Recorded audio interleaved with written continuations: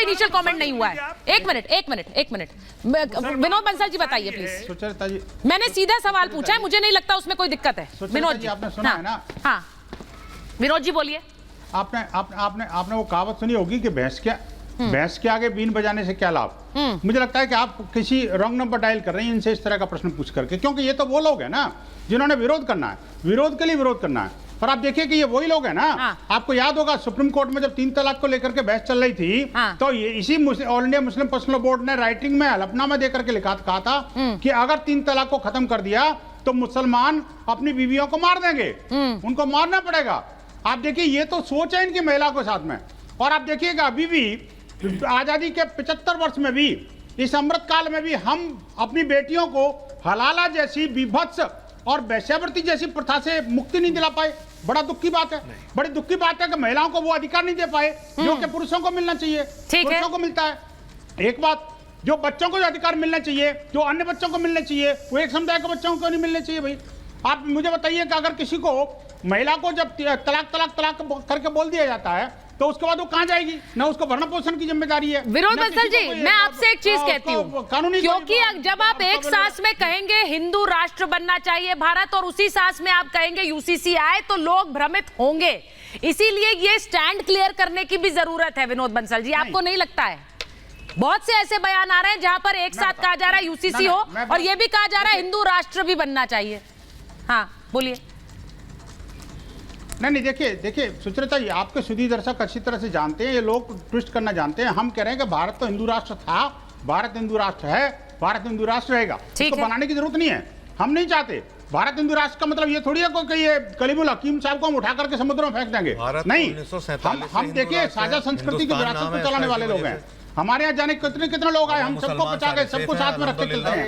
लेकिन ये है कि प्रीति जी के पास जाना है, मुझे प्रीति जी के पास जाना है। एक मिनट मुझे प्रीति जी के पास जाना है, उसके बाद आ रही हूँ। बिलाल जी भी वेट कर रहे हैं, बिलाल जी वेट कर रहे हैं। हाजी साहब, यू डोंट वांट और लोग बोले, आप ही बोलते रहेंगे। एक मिनट प्रीति जी, अरे सर वो तो बोले भी नहीं है अभी। हाजी साहब वो तो बोले भी नहीं, ये बोली भी नहीं है। आप क्या पूरा डिक्टेट करना चाहते हैं? एक बार रुक जाइए, प्रीति जी बोलना चाहती है।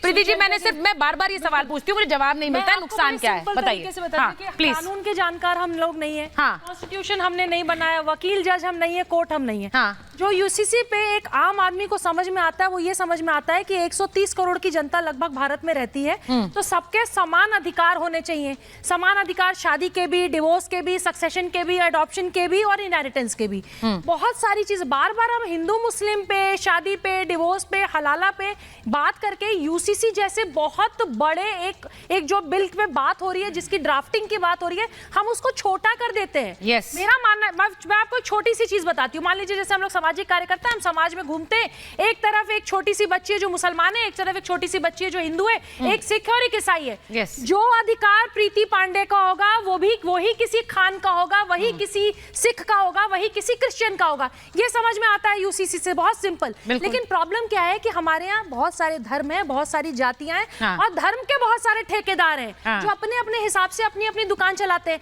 अगर कोई ये कहता है कोई भी कि हवाई में 16 साल में शादी हो जाती है, ट्राइबल्स में कहीं 10 साल में शादी हो जाती है, तो वो गलत है ना। हाँ बिल्कुल गलत है। 16 साल में शादी होनी है। एग्जैक्टली। तो देश के हर व्यक्ति पे जो भारत में रहता है, ये हिंदू राष्ट्र नहीं है। हाँ। अगरीड। ये मुस्लिम राष्ट्र भी नहीं है, ये क्रिश्चियन राष्ट्र भी नहीं है, ठीक है, ये क्रिश्चियन राष्ट्र भी नहीं है, ठीक है। तो इसका मतलब अग्री कर रहे हैं आप?